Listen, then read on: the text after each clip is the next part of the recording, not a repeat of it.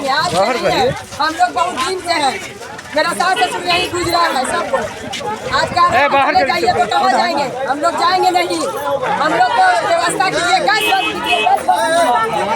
उच्च अधिकारी से लिखित रूप से भी आवेदन दिया गया है, लेकिन अभी तक कोई समुचित व्यवस्था नहीं किया गया। ना कोई बात होता है यहाँ 90% 80% रैयतदार पैसे हुए, रैयतदार का जमीन का कोई बात नहीं हो रही है। और जो इंक्रोचर है जो पैसे हुए उसका विस्थापन की कोई बात नहीं हो रही है। मेरा निवेदन होगा माननीय हमारे प्रशासन से कि कृपया इसे अविलंब जो हमारे लोगों ने दौरा किया, लोगों से बातचीत की, स्थिति कितनी भयावह है, कैसे इस पर काम किया जा रहा है और क्या कुछ निर्णय लिया गया। देखिए, आज हम लोग खासकर पूरी टीम बीसीसीएल की भी साहब है, बाकी साहब सब आए थे और गैस रिसाव को देखे और अवलोकन किए और खासकर टेक्निकल टीम में सिम्पर की टीम, IIT ISM की टीम और हमारे अन्य टेक्निकल पर्सन वो सब आए थे। DGMS की भी पूरी टीम थी और हर घर का PM 2.5 और वगैरह मेजर हुआ है। वो सब मेजरमेंट में आ रहा है कि थ्रेशोल्ड से थोड़ा ज़्यादा सभी जगह, कुछ घरों में 1500-1600 तक का भी थ्रेशोल्ड मिला है, जो कि हाईली डेंजरस है। तो यहाँ बहुत पुरानी समस्या ये दशकों से है, ये कोई एक दिन की चीज़ नहीं है। किंतु हम लोग आज बैठक में यही निर्णय लिए हैं कि जो घरों में लोग रह रहे हैं, जो डेंजर एरिया है, उनको बहुत सालों पहले विस्थापन होना था, नई जगह जाना था, पर कतिपय कारणों से नहीं जा पाए। तो उनसे हम लोग आज बैठक करके ये अनुरोध ही किए कि समय सीमा तय करके यहाँ से शिफ्ट हों और टेम्परेरी सोल्यूशन के रूप में हम लोगों ने कुछ टेम्परेरी टेंट्स बना दिए हैं, जहाँ पर रहना, खाना, पानी सब कुछ हम लोग ठीक से रखेंगे इन लोगों को जब तक कि ये जो वातावरण है वो सामान्य नहीं हो जाता है। और यहाँ 2 हॉस्पिटल मेजर हैं, केंदुआडी और बुस्तौर। उन दोनों हॉस्पिटल को हम लोग स्ट्रेंथन कर रहे हैं। इसमें मूल रूप से ऑक्सीजन सप्लाई की ज़रूरत पड़ती है, तो हम लोगों के पास सारी व्यवस्था है। कोविड के टाइम की सारी व्यवस्था हमारे पास पड़ी है, बहुत अच्छा मौका है उसको इस्तेमाल करने का। तो हम लोग अभी जितने भी रीजनल अस्पताल हैं सभी में 10 बेडेड ऑक्सीजन कॉन्सेंट्रेटर के साथ व्यवस्था करने जा रहे हैं और केंदुआडी और बुस्तौर दोनों को 24/7 तब तक चलेगा जब तक कि स्थिति सामान्य नहीं हो जाती है। और विस्थापन के मुद्दे पर भी विस्तृत चर्चा हुई। हम लोग कोशिश कर रहे हैं कि बिलगड़िया टाउनशिप को और अच्छा कैसे बनाएं ताकि यहाँ के लोग इच्छा से वहाँ जाकर। अभी स्टेबल हो रहा है सर? अभी ये स्टेबल है। हम लोग 10 पेशेंट से भी एक करके बात किए, महिला पुरुष बच्चे सभी से।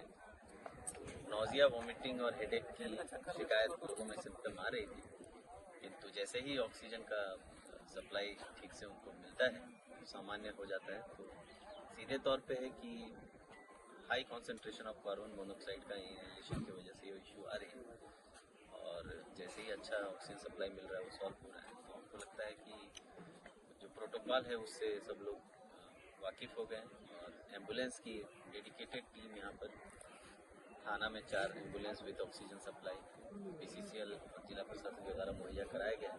और जैसे ही ऐसी सूचना किसी भी घर से आती है, हम लोग तुरंत उनको गाड़ी से अस्पताल दोनों जो है उसमें शिफ्ट करते हैं। अभी रोस्टर वाइज डॉक्टर और पैरामेडिकल स्टाफ की प्रतिनियुक्ति हम लोग करने जा रहे हैं। जैसे ही वो हो जाएगा, हमको लगता है कि स्थिति भी सामान्य हो जाएगी और किसी को कोई परेशानी। सर, ये मौत से पहला मामला है सर, और इस तरह की घटना आगे ना घटे उसके लिए BCCL को कोई निर्देश वगैरह दिए गए सर? देखिए, मौत की घटना तो बहुत ही दुखद है। हम सब उससे जो है क्षुब्ध हैं, हम सबको दुख है इस बात का। और इसीलिए कल हम लोग एक विस्तृत बैठक बुलाए थे जिसमें BCCL के भी सभी पदाधिकारी थे और वार्तालाप भी हुई है। और भारत सरकार से भी मिनिस्ट्री ऑफ फूड से माननीय कुल सचिव ने आज वीडियो कॉन्फ्रेंसिंग के माध्यम से हम लोगों को काफ़ी विस्तृत निर्देश दिया है। इन सब के आलोक में एक जाँच कमेटी गठित हुई है AC की अध्यक्षता में। वो इस इंसिडेंट को बहुत ही क्लोजली मॉनिटर करेंगे, यहाँ के आम लोगों से बातचीत करके, पूछताछ करके उनका वक्तव्य मंतव्य भी लेंगे और इन सब के बेसिस पे सेट ऑफ रिकमेंडेशंस देंगे फॉर ऑल एरियाज।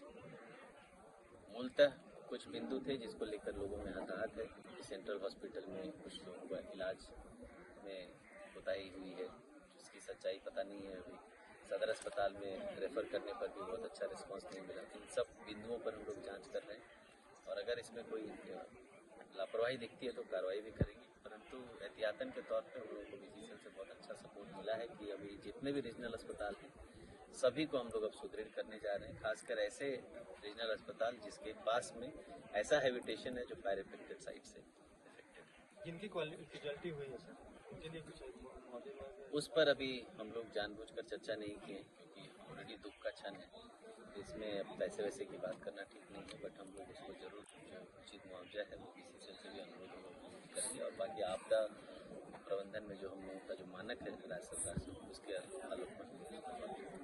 सर अग्नि प्रभावित और भी इलाके हैं, उन इलाकों में ऐसे हादसे ना हो उसके लिए सर कुछ प्लान? देखिए टोटल 81 NRSC रिपोर्टेड साइट्स है जो हाईली रिस्क जोन में, और उसी के लिए हम लोग लगातार जो है JMP 2.0 में कोशिश कर रहे हैं।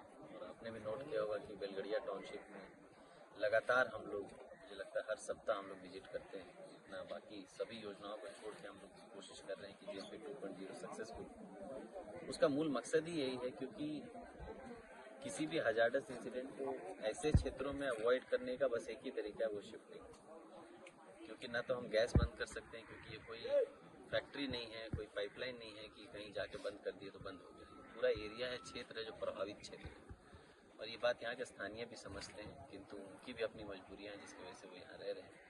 उन मजबूरियों को कैसे हम कम कर सकते हैं, उनको रोजगार के साधन वहाँ कैसे मुहैया करा सकते हैं, उनको एक डिसेंट स्टैंडर्ड ऑफ लिविंग उनको हम कैसे दे सकते हैं, 24/7 फ्री इलेक्ट्रिसिटी वाटर सब कुछ हम लोग कैसे दे सकते हैं, इन सब पर हम लोग लगातार काम कर रहे हैं। और मुझे लगता है आने वाले महीनों 3 महीने 6 महीने बेलगड़िया टाउनशिप धनबाद का one of the best township होगा, जहाँ हम लोग यहाँ के लोगों से आग्रह करेंगे, ऑल 81 साइट्स के लोगों से, जहाँ वो लोग शिफ्ट हो और इस जो आपदा है उसको दोबारा हम लोग आमंत्रण नहीं दें, उसके लिए कोशिश करेंगे। बाकी अगर ऐसा कोई इंसिडेंट होता है तो उसमें जो रेस्क्यू मिटिगेशन मेजर्स हैं उसके लिए अस्पताल का सुदृढ़ीकरण, जो मैं ऑलरेडी बता चुका हूँ, सभी अस्पतालों को हम लोग अब सुदृढ़ करने जा रहे हैं ऑक्सीजन सप्लाई के साथ।